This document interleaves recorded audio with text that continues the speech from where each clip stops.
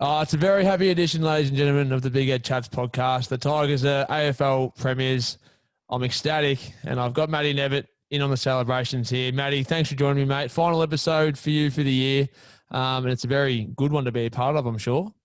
Pleasure to be here, Nashy. Congratulations. The third time in 4 years for the Tigers, and must be very exciting for yourself. This is the second running of this podcast. We had a little chat there in the first, and you're going to need a second go at watching the grand final, I think, because you didn't fully get to enjoy the celebrations on Saturday night. Is that right? Yeah, you are correct. So we had a rogue Ned walking in earlier just as we started, so we had to do the restart. And yeah, Saturday night, mate, I had gastro all week, so Wednesday night started to feel the pinch a bit, and that led into doing nothing Thursday, Friday, and most of Saturday. But managed to watch the game and then into bed nice and early Saturday night, and then fresh as a daisy on Sunday, which was nice. But yeah, had to watch Ned get up and leave after the game, go out and have a party and a drink with all the other Richmond supporters. So wasn't ideal, mate, for a premiership win, but hopefully we're back next year and I can make up for it.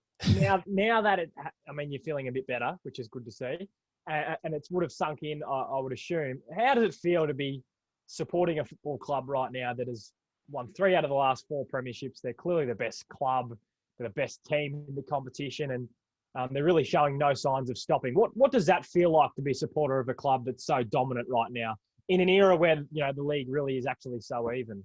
It's a great question, and then I'll answer it by telling you what I said on Saturday night when the siren went. I sort of stood up and said, like, we are officially a dynasty. We've won 3 flags in 4 years, and I just never thought I'd say that sentence in my life growing up as a Richmond supporter. So it is surreal because you realise that we were a dominant club in the last 3 years, you'd say, but to win 3 and 4, that puts you in that sort of top echelon of teams. So it is a pretty surreal feeling, mate, and one that I never thought Richmond would achieve in my lifetime anyway. So it's crazy, mate. It's crazy to be compared to those teams like Hawthorn, Brisbane and Geelong, who for years, I was in envy of, and in envy of their fans as well, who just expected greatness all the time. And we're a part of that group now. It's crazy. Yeah, I can only dream of what that would be like and hope for one day to experience something similar. I mean, it really is testimony to Brendan Gale and Peggy O'Neill, who have done such a wonderful job of leading that football club. And Damien Hardwick deserves credit as well for his ability to turn the playing list right around into the powerhouse that they've become. And, they were really ambitious on Footy Classified. It's an interview that, continues to get a lot of clicks right now because, Brendan Gale, he sat on that panel and he answered it with real authority and confidence. And he took a risk and he put his football club out there and he hung them out really, in a vulnerable position.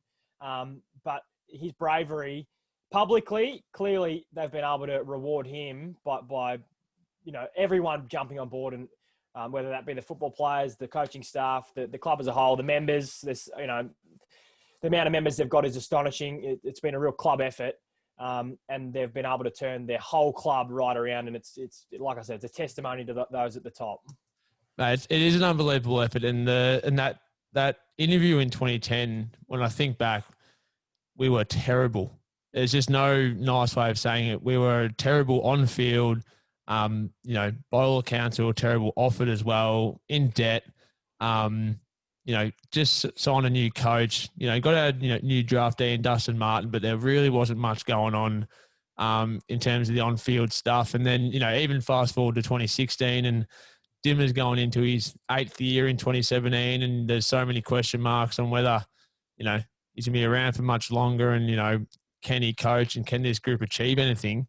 And, the turnaround's been unbelievable. And now we're chasing your demons of the 50s, really. And with the 5 premierships they won? Well, they win 5 in 6 years or something like that. 5 and 6, something like that. And even, I think, Collingwood down back in the 1920s is another historic one that we're chasing now as well. And, we have age on our side, which is a positive. And, there's no reason really when you look at it why we shouldn't be challenging again. But obviously the mental grind of 4 years of, prelim finals, grand finals definitely takes its toll. And, wouldn't surprise me if there's a bit of a few effects, especially from 2020 with the hubs. But yeah, amazing, mate. Can't believe that. Who could believe that Richmond, the team that finished ninth every year, is suddenly winning flags 3 out of 4 years? It's crazy. Yeah, it is. Look, full credit to them. I congratulate their supporters. They've obviously done it the hard way, and so many clubs do it the hard way. And I think, you know, all I'd say to you as a Richmond supporter is enjoy it while you're there, because, as you well know, it's just as painful the other way when your side's languishing at the bottom of the ladder. So enjoy every moment of it, Nashy.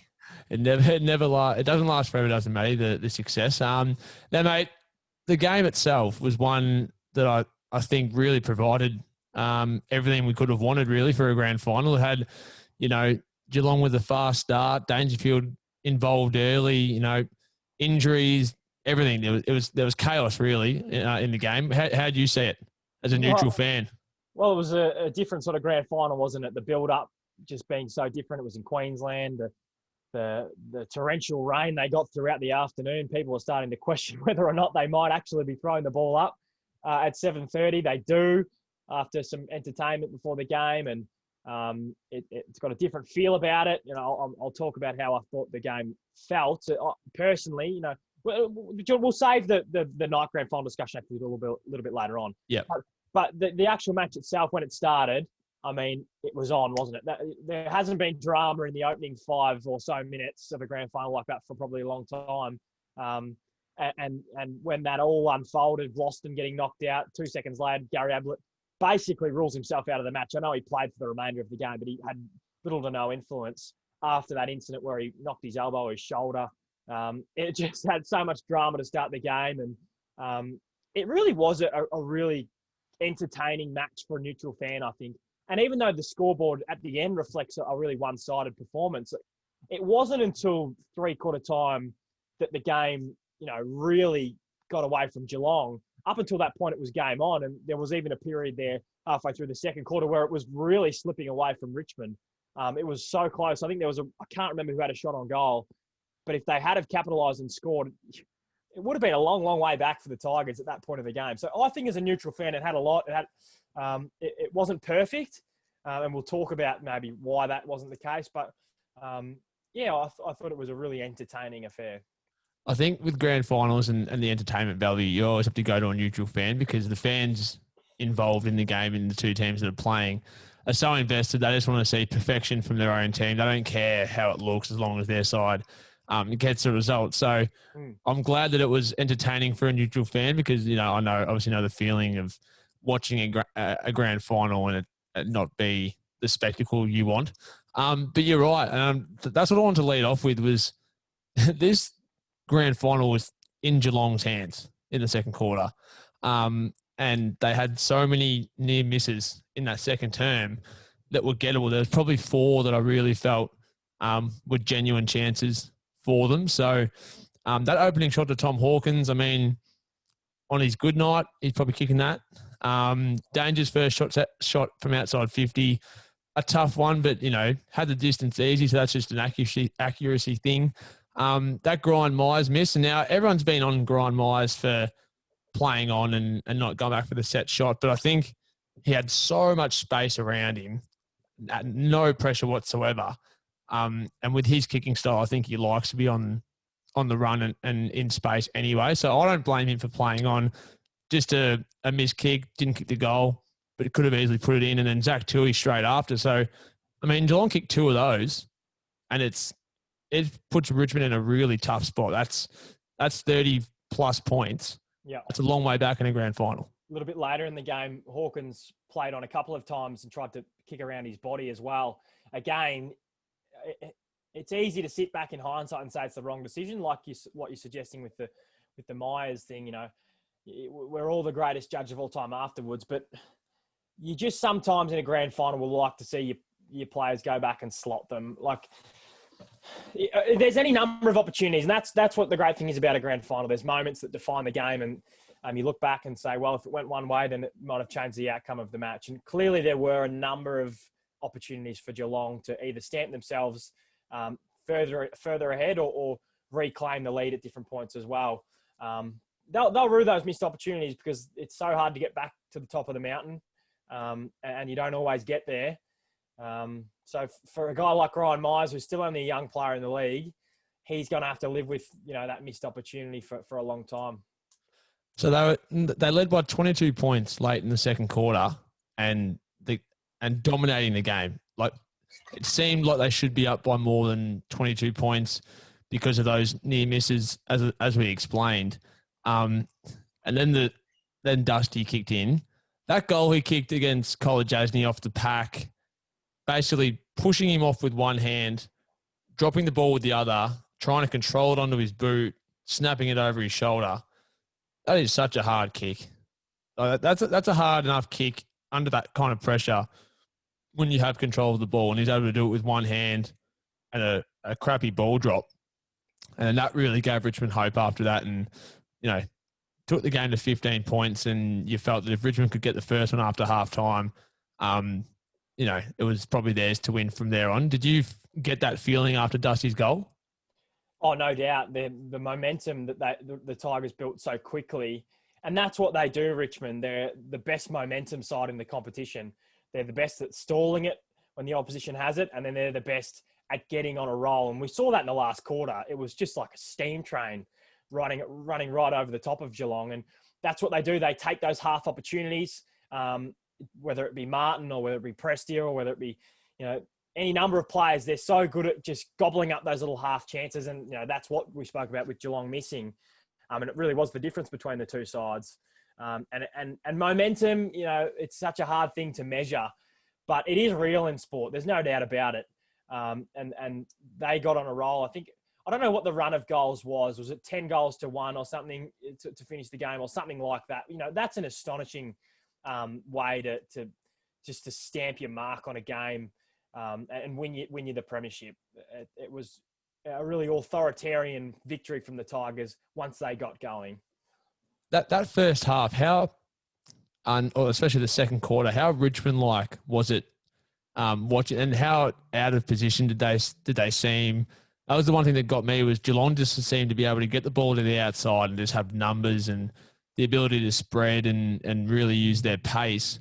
It was weird, wasn't it, watching Richmond really seem out of place in grand final, where that's usually where they've been the most dominant in the last 3 years.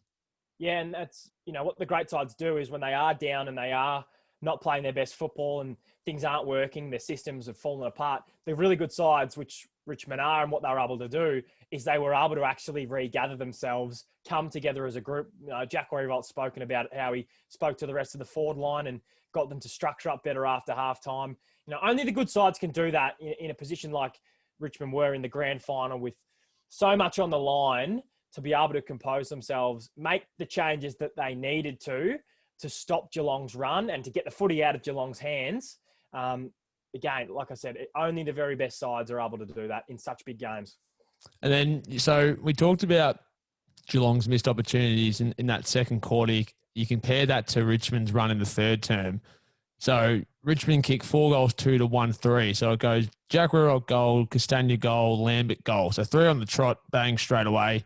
And then Dusty gets his goal later on as well, with that point. And then that Shane Edwards point as well in the third term, that could have easily been a goal as well. So Richmond just took their opportunities, and Geelong just weren't able to take theirs, 1-3 again in that third term. So, the Cats defence could only really hold up for so long, because they are a really good defence. And I remember saying to Ned during the game, they're really good, but if we keep the pressure up, they're eventually going to break. They broke in last year's prelim, the exact same deal.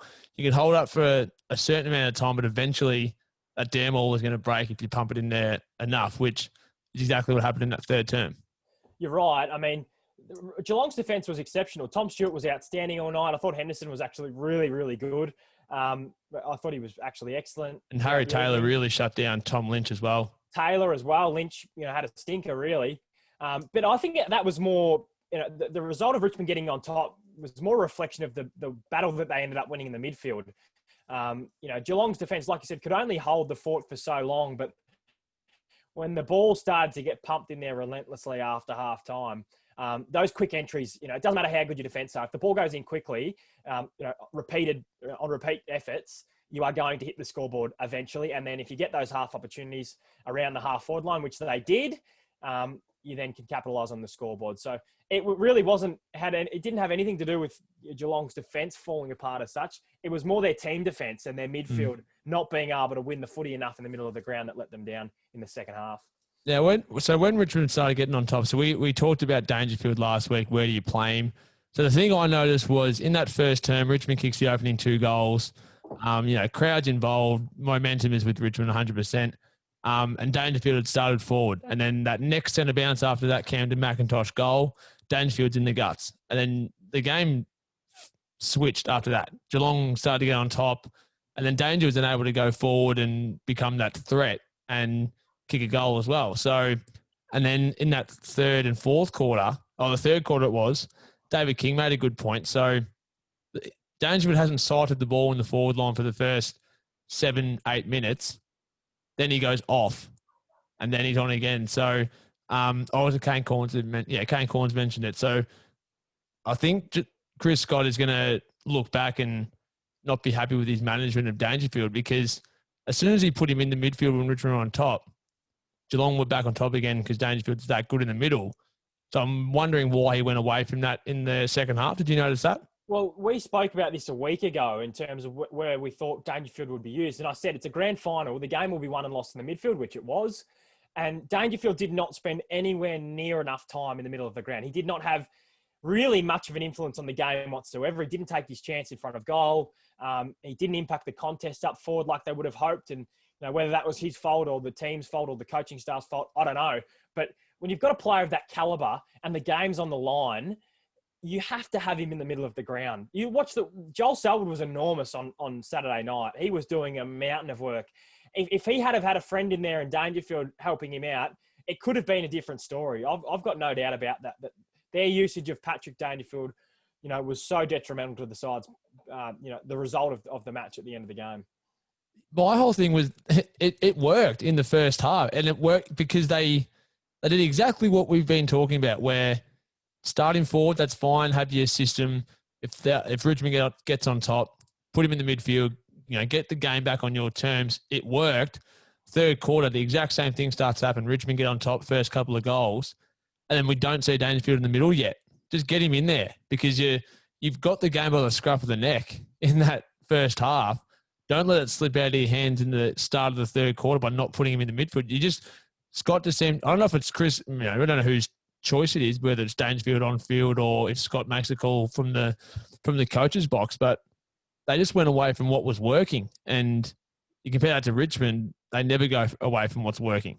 But also, it's worth considering the fact that, the conditions on Saturday night were really quite slippery, and there wasn't any key forward that had a major influence on the game. And when Dangerfield plays forward, he essentially plays as a key forward, as either a full forward or a centre-half forward. He is the vocal point of the forward line when he's inside 50. And there was never going to be the conditions, suiting a key forward on Saturday night. So he was wasted in that role, because the influence that he can have on a match was completely nullified by the role that he was playing. Exactly. And the conditions were made for him in the midfield, really. 100%. In and under. Because it seemed like it poured rain all day, and then it rained in the early stages. And I don't think it rained afterwards. And from all accounts, like Alistair Lynch speaks a lot about how well the Gabba drains. But it was still really hard conditions late in the game, even though it hadn't rained in a while. But so it was made for Dangerfield and Selwood. And I think if he goes in that midfield in the third quarter and sort of steadies the ship a little bit, could be a different story. I think Richmond probably still overrun them eventually, but they're going to rue that. It's going to be one to look back on. But it's another interesting point, because if Jeremy Cameron comes in next year, you don't have to worry about putting Danger forward anymore. You can just keep him in the middle full time, and let Cameron and Dangerfield stay up forward. So that's exciting for Cats fans. I think there is a time and a place to use him up forward. I think he is actually a really valuable contributor in the forward line. I just think sometimes they go a little bit far in that one direction. He is still a midfielder at the end of the day. His best football gets played in the middle of the ground. He can win you a game up forward. I'm not denying that by any means, but you still have to adjudicate the conditions, the scenario of the match, where the game's going to be won and lost, and where he's going to be most valuable. It's a good time to use him in the home and away season, up forward and spend a lot more minutes there, because you can essentially rest him while he's in the forward line as well. That's a way of resting him and still getting something out of him. But in a grand final, you want to be getting 100%. You want to be absolutely squeezing the lemon as much as you can. And they weren't able to do that with their star man on Saturday night. Yeah, so we saw him in the semi-final win over Collingwood, basically when they were going to win no matter what, but kicks 4 goals and dominates up forward. So there's no issue with him being there, but the management needs to be better, and they need to channel the Dusty management where it's almost game sense and just how the game is tracking, because on field how the team's going. It can be such a different story than what the scoreboard says. So I think leave it up to Danger and, trust that he'll go forward when required and let him battle away in the midfield for the most part. So we'll go to Dusty. We'll talk about Dusty now on the other end. So how good was that second half? I think everyone just became in awe of what was going on with some of those goals. He was outstanding, but don't discount the influence that he had on the game in the first half as well. I sat there at halftime and I sort of thought to myself who had been the best player on the ground and who was having the most influence. And at that point, Geelong were on top, and you're naturally thinking the likes of Tom Stewart, Joel Selwood, Mitch Duncan, Sam Menegola. But I kept thinking to myself, out of all the players, Richmond on their list, on their team, Martin has had the most influence on the game so far still. Every time he's touched the footy, every time he's used it well. He's put them into dangerous positions. It just happened to be that in the second half, it exploded for him, that he hit the scoreboard and that he was everywhere. The Tigers got on top. But he was brilliant right throughout the match. It was one of the best finals performances, grand finals performances that I've ever seen. And he stamped his mark as possibly the greatest player ever, in a finals series. I don't think he's the best player ever, but when it comes to playing big games, I don't think there's anyone in the competition that I've probably ever seen that you would want more on your team than Dustin Martin in a big match. He frightens the opposition. He bobs up in the right spots. He reads the game better than anyone. And he is just a superstar. That last goal he kicked, so Stanley drops that mark, goes to handball to Danger, and then Dusty just tracks Stanley and then knows he's going to handball to Danger and then just jumps in the middle and steals it. Like, you could see what he was doing and what he was thinking the whole time, but he's able to execute it, which is, obviously the hardest part. But you are right. When he kicked that first goal in that second quarter, I sort of thought he's had enough here that he's had a good first half, solid. And if we can just get him some more opportunity up forward, he could really blow it open because, he kicks that goal against College, hasn't he? And you sort of think, get him some more open looks at it and he's going to really hurt them. So that's exactly what happened in the second half, and he was able to really be damaging. But yeah, I agree, not quite best player ever, but, I was in awe of Luke Hodge in that three-peat with the Hawks and winning 2 Norm Smiths. Could have easily won a third himself, actually. But Dusty's on another level. Do you agree with that? Oh, certainly. I think, Hodgie very similar in the sense that he rises to the occasion and can find another gear in the big games. I think Martin's best is better than Hodges, and that's why he probably goes to another level than Luke. They do a similar thing throughout the year in terms of doing enough, playing well, nearly every week. But then when the game is on the line in those big matches, they just find another gear. And I don't say this lightheartedly. I'm pretty honest about this. I think if Dustin Martin went down, with injury towards the end of any of the premiership years in the home and away season, all throughout the final series, and he was to miss the final series, I don't think Richmond would have won any of their premierships. I think he's the one player in that side that they couldn't afford to go through the final series without. Do you agree with me? And I'm interested to know your thoughts as a Richmond supporter. But I think, and this might be overly, I don't know how this could be seen, but I think they could have lost anyone else in the side and still won the premiership in any year except for Martin. So I definitely the first and the third. I think the Giants one Richmond were going to win that no matter what. The Giants were on, every player was on one leg and they were a shadow. What about the final series? Would they have got through the entire final series without him? They were down by 20 points to Geelong at halftime. I still think you get through the final series without him, despite how good he was. 2017 grand final against Adelaide, it was, and this grand final on Saturday, they were both games where it took Dusty to take over to really get Richmond over the line in the second half of both games. So they're the two where if you don't have Dusty Martin, I'm pretty sure Richmond are going to struggle despite their system. So it's a crazy thought because what Richmond's made famous is their system and how, one player out, one player in, plays a role, knows how to do it. Everyone's on the same page. But Dusty's that, X factor where if you do lose him, the system might fail because he is that good in come a final series. The opposition knows it as well. Like when they're running out there, it's in their mind that they know they're playing against Richmond who have Dustin Martin. And I think if they were running out there against Richmond without Dustin Martin, it would instill them with even more confidence because they know how dangerous he is. They know what he's capable of doing and, what impact he can have on a game, especially on the big stage. His influence on a game, it's as great as anyone, probably that there has been. The impact that he can have on a single team in one match is just extraordinary. If you were Geelong, should you have gone with a hard tag everywhere he goes? Because pre-game, I thought, why wouldn't you just go a hard tag and just take him out of it? If you then lose from there, that's fine, but don't lose because of the guy that's won 2 Norm Smiths already. I just thought, why wouldn't you not just hard tag, just completely take out 2 blokes from the game? So, one from each team and then just 21 on 21 and hope for the best from there. Hindsight is a wonderful thing. It really is. I think the answer is obvious. I think you certainly would run with him all game. I'd be staggered. If Richmond played another grand final in the next couple of years, be absolutely staggered if he doesn't get a hard tag in a grand final. I think you have to. I said it pre-game. I just would have. I said Blitzarves. I said just put Blitzarves on him everywhere he goes because he can defend, he can play around the midfield if need be. Just hard tag, completely nullify. I think I'm pretty confident that in nearly every final now that he plays, he'll have someone just tapping him on the shoulder and reminding him that he's there. And certainly if he plays in another grand final, he won't get the luxury to run around like he has in the past couple of seasons.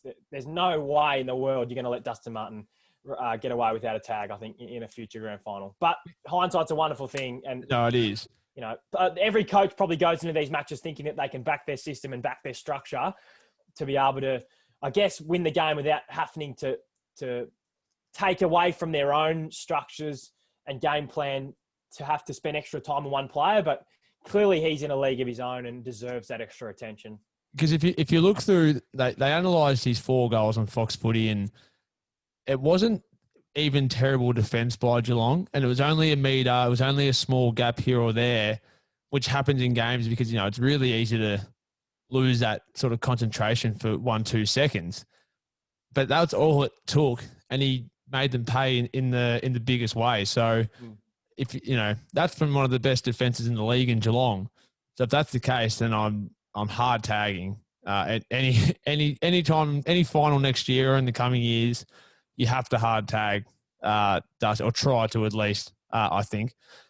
If you look down so we'll go to the other end, the bottom 6. So the battle of the bottom 6 is one that we've discussed a lot in the last few weeks and one that Richmond clearly won. So, Gary Rowan and Brendan Parfitt were nowhere really. O'Connor and Buse didn't have heaps. Henderson played a good role, but didn't set the world on fire. Neither did Kolajasny.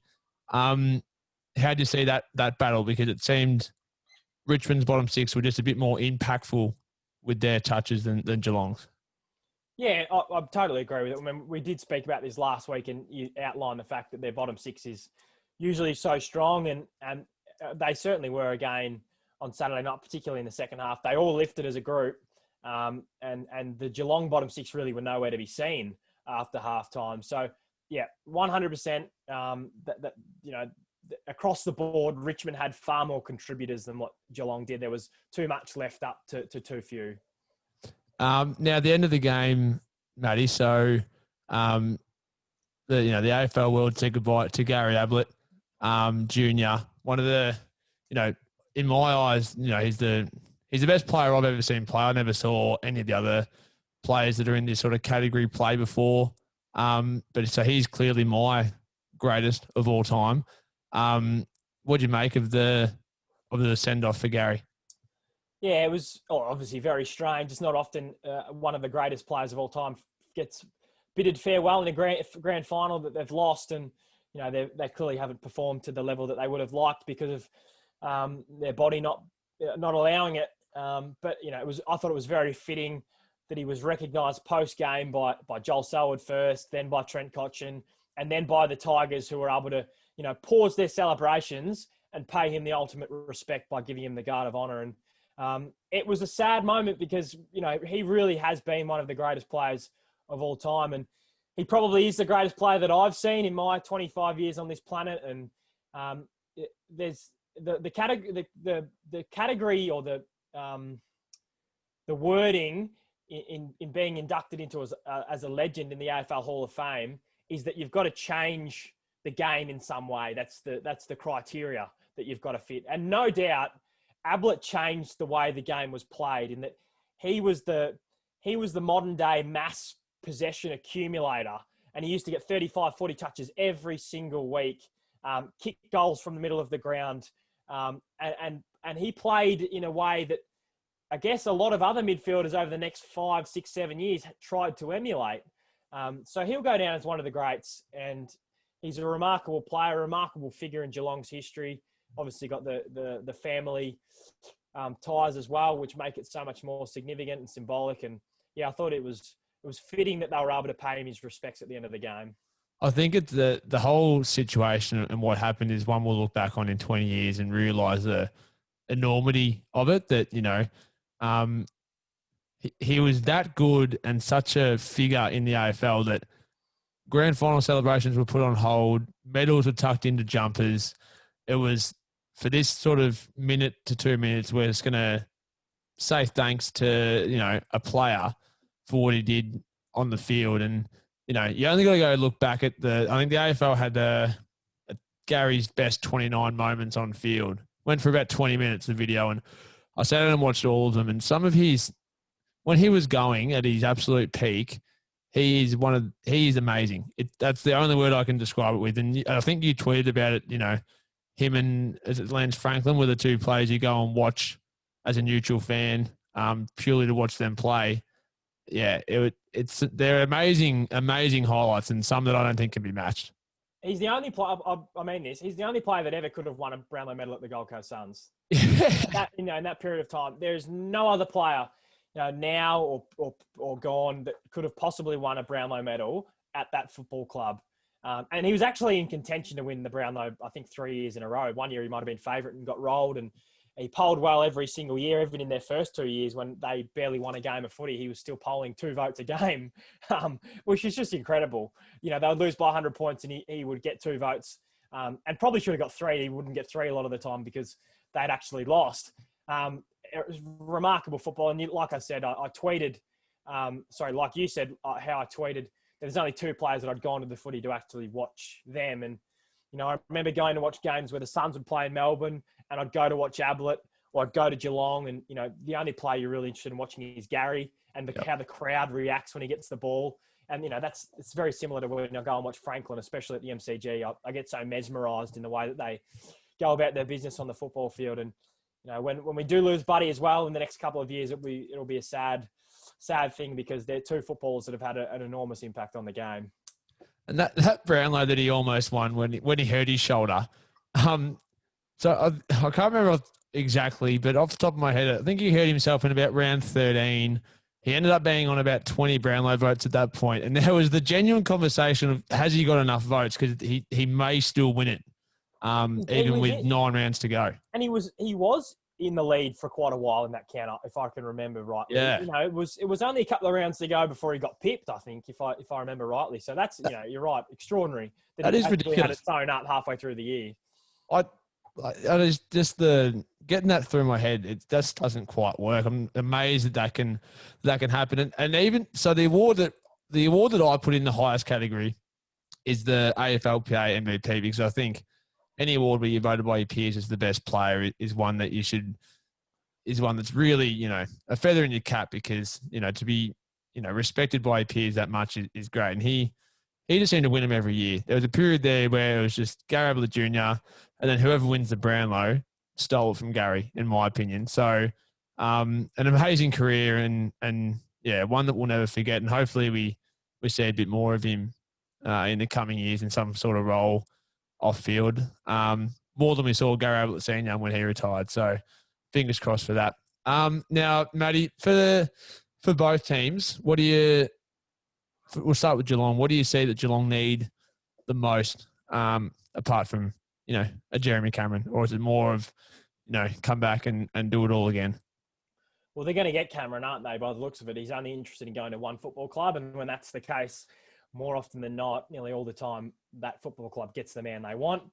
He'll end up there, Cameron, and he'll add an enormous amount to that side. He didn't have a great season this year. He's going to need to find his best football and improve, because, you know, the footy that he played this year probably won't really help Geelong that much. He was pretty ordinary at times, Cameron, but I think he'll be able to recapture that because he'll get a fresh start. He'll be playing footy at the venue that he wants to, and I think he'll be a really nice fit inside 50 at Kardinia Park with Tom Hawkins. So that's going to make them a better side, no doubt about that. I mean, Ablett goes out of that team, and whether or not Taylor plays on, who knows? But I think all in all, they're going to be in contention again. I can't see any reason why they wouldn't be.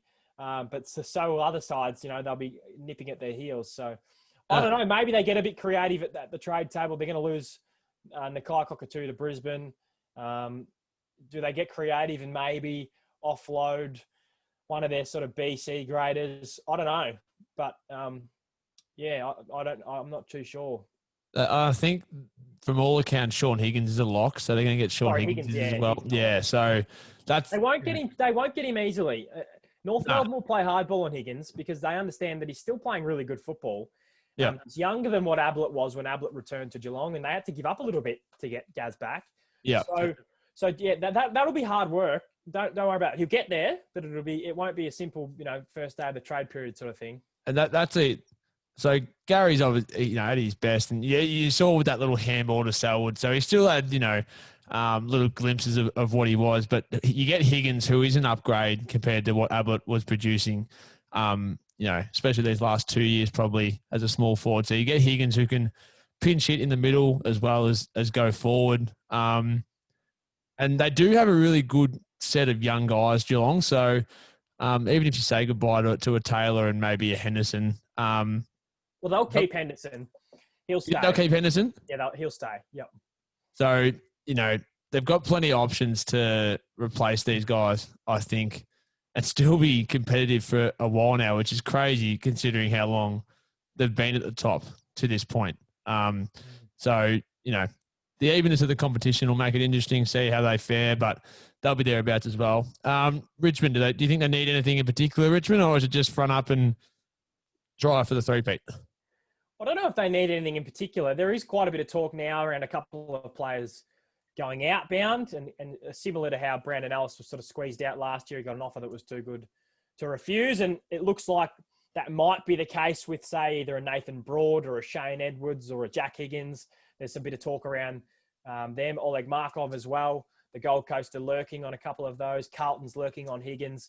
I would probably think that one of those four guys will probably get squeezed out because the offers will be too good to refuse, and they've won their couple of flags at the Tigers now, and they can, you know, I guess start afresh and explore a new challenge. In terms of what they can bring in, Richmond, well, the rumour that broke today is that they're interested in Jesse Hogan, which is fascinating because there's not many clubs. I haven't heard that yet. Really? Yeah, so there's not many clubs that are interested in Jesse Hogan because of the baggage that he carries. Obviously, Fremantle are pretty keen to move him on, and I think I think Fremantle will move him on and move him on quite cheaply. I don't think they want him at the football club at all. They're prepared to pay a portion of his contract. I don't think they'll ask for much at the trade table. Hogan, I don't know what's happened to him. He's 25 years of age and his career is hanging on by a thread. He's got 1 year left to run. If he doesn't find anywhere near his, somewhere near what he's capable of next season, he'll be into the second and third divisions. And he needs to grasp this third opportunity if he gets it. Richmond would be a fitting club for him to do it. They see, I think, the potential in maybe him transitioning into that role as that centre-half forward, that lead-up player. They can leave Lynch at home, and obviously then Jack would, move on to post-footy in the next year or two.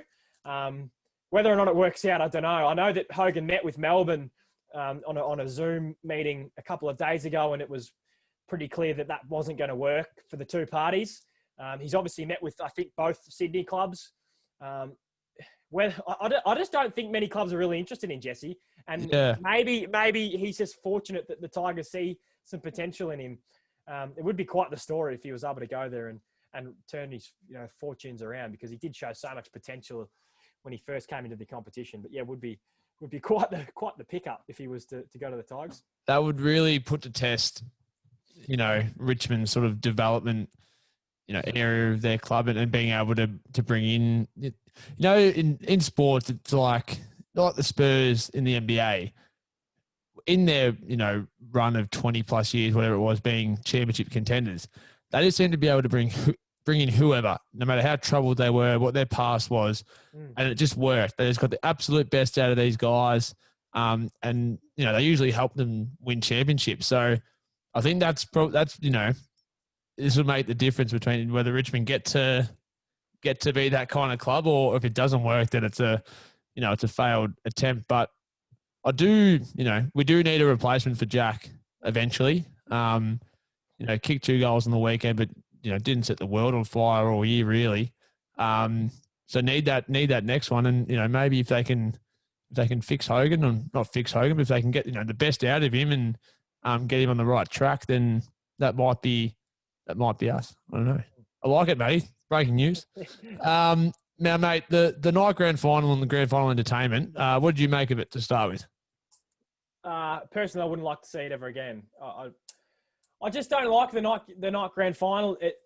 The overwhelming feeling for me was that it felt like the first final of a final series, the opening qualifying final. That's what feeling it had. You knew it was a big game, and it was exciting, and it looked cool at night, but it didn't feel like a grand final one bit. It didn't have the normal build-up. It clearly being away from Melbourne, you didn't have that, the MCG feel. Not having the red share, and I know Trenton Cotchin spoke about it after the game, but I've always been a big advocate for the fact that football's better in the day with a red footy. And I thought going into this match that it would be the first time that we'd have a night grand final, and forever we would then have one. But I think post-match there was genuine feeling amongst people in the footy community that it may not be the best thing for the game, even though the TV ratings were so high. I think there is real consideration, or there will be real consideration around returning to the daytime slot next year, because I think there is something symbolic and special about Saturday afternoon football at the MCG. So I wouldn't rule it out at all. What did you think? I know you were engulfed in as a supporter of the match, but how did you find the build up to the game? So I've always been the same. I love the daytime time slot. I think a sunny afternoon at the MCG, red footy. It's hot. I think it looks better. On how it looks, I like it better. But that's what the argument was that I was getting with the night grand final was, once you see this spectacle, you won't want to go back. But I just don't think it added anything. I don't think the night, and the lights, I don't think it added anything really to the grand final. So I've always been a fan of the day grand final, not because, I don't want to see change. I'm all for change, but I think it's better for everything. Kids can watch the game in the afternoon. People aren't absolutely written off by the time the game starts, as a few people were. And then there's time to go out and sort of celebrate afterwards, and you can go have some dinner and make some plans for after the game. And I think Richmond over there, they basically celebrated with the fans and went down the rooms, and they were back in the hub and they were in bed basically. It was sort of 3-4 o'clock in the morning. So Yeah. I think it's pretty late for everyone. I know my little cousins one of them was in bed and had to wake him up for the celebrations, and he's, in no man's land because he's been in bed for 4 or 5 hours. So I'm not a huge fan of it. Yeah, I think that's one of the great changes as well, is that some kids do miss out on the finishing moments if they do fall asleep, and then you don't get as much time as well to enjoy the celebrations afterwards because of how late it does finish. And John Ralph wrote a piece in the Herald Sun how his avid Tigers supporters had to watch it the next day, the second half, and he had to pretend that he didn't know the result. And, I don't like that. I think it's the football it's the people's game.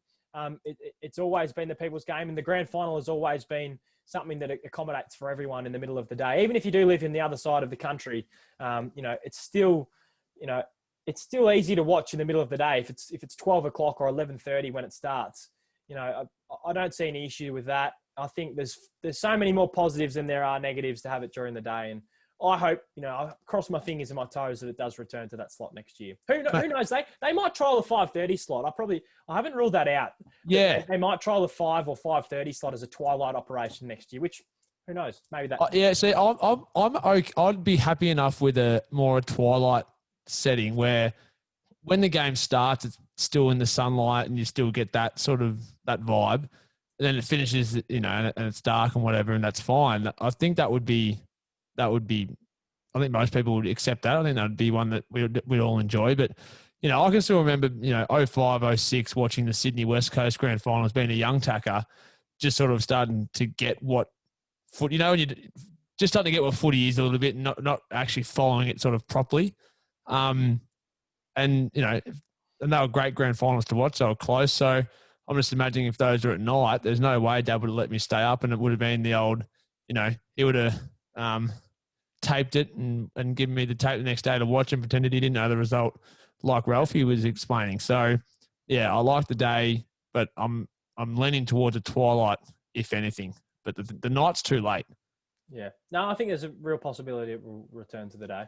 What about the entertainment? Did you get a look at that? Because I didn't take a huge interest in the entertainment. I never really do. I think it's more for if you're there at the ground is when you really, enjoy it and take it all in. But did you get a chance to watch it? No, I didn't really. I didn't get a great opportunity to watch it because I was working on at RSN, obviously, because it's Cox Plate Day. So I was, I basically arrived at my venue where I was watching the game, about half an hour before the match, and didn't have a great time to sort of really watch all the pre-game. And I listened to it on the radio and that. But because the Cox Plate was on, which is one of the other added components to Grand Final Day, no, I wasn't able to really lap it all in and soak it all in. What did you make of it?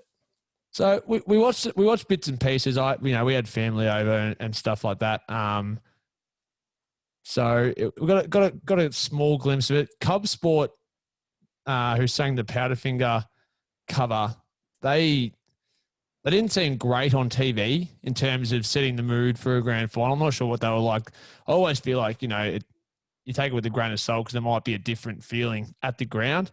The DMAs are an awesome band, but I don't know how well they fit sort of the AFL setting and pumping the crowd up. You compare it to a Super Bowl halftime show, and you're getting those sort of strong, powerful acts that can really set the mood for the second half and get fans up and about and energetic. I think that's sort of what you want from the entertainment. I tend to disagree with the whole Super Bowl comparisons because I feel like the grand final, the AFL grand final, is its own event, and too often we compare it to the Super Bowl and try and emulate what happens there. But I think they're two very different events. They're culturally very different, and the game is so different.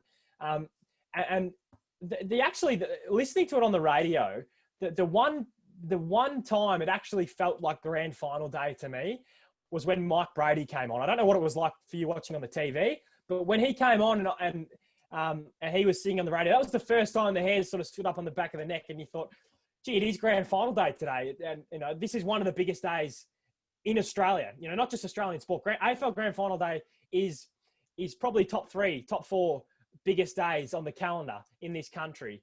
And that was probably the one time it really hit home that it was grand final day. What was that like to watch him at the MCG all by himself? Yeah, it was weird.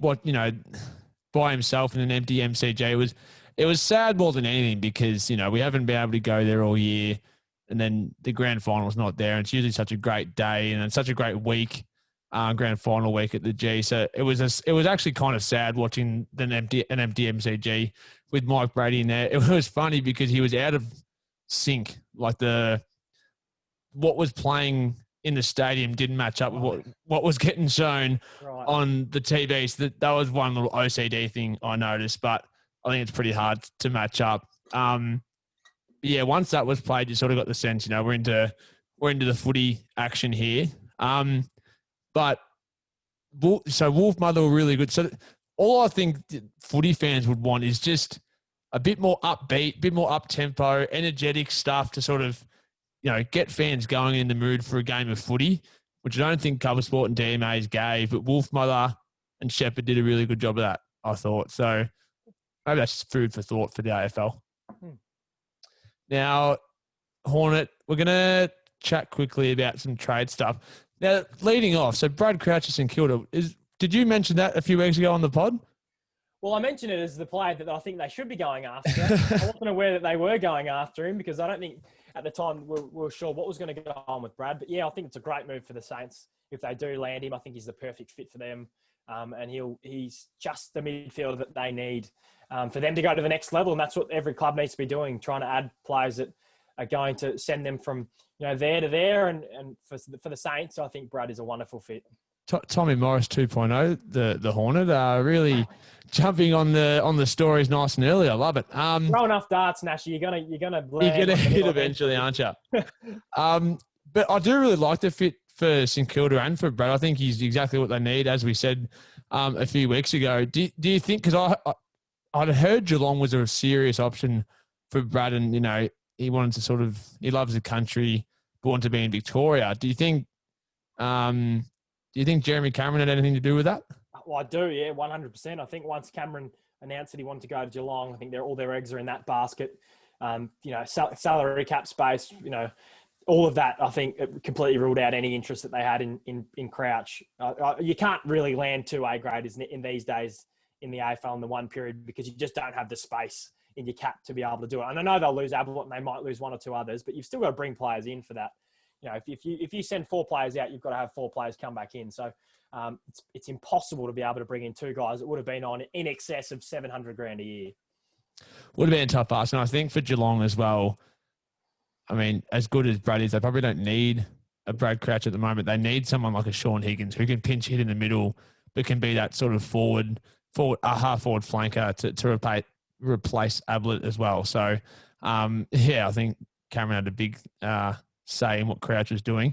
Now, the Adam Treloar situation, this is one of the weirder things I've seen in a trade period. This is, I can't believe what I'm reading. So, it all started with his wife signing for Super Netball in Queensland. So all of a sudden the stories break. Is he going to the Gold Coast or is he going to go to Brisbane with her?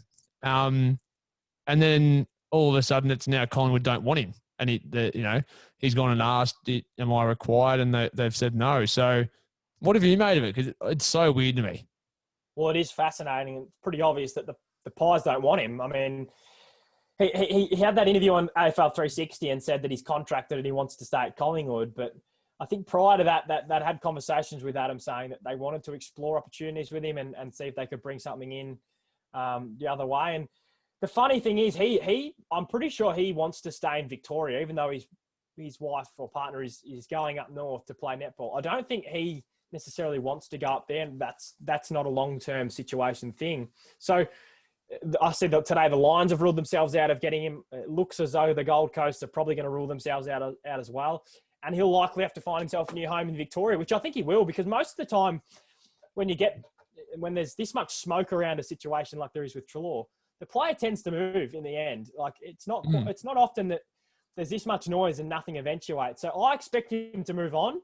It's looking like the Bulldogs might be a suitor. I wouldn't be surprised if the Demons have a word to him, although I don't know how they squeeze him in without getting creative at the trade table. The Bombers seem to be putting themselves at the front of everyone's list when someone comes up for grabs, so don't rule them out. He'll find himself a new home, and it looks like it'll probably be in Victoria. And the fact that Collingwood are happy to pay some of his salary as well, so that they're that keen to get him out the door and find something else, which, I mean, that I'm not sure what they think with, how he fits in the game plan, but my only knock on Treloar is his kicking isn't great, that's not a, hidden thing. That's well known in the footy world.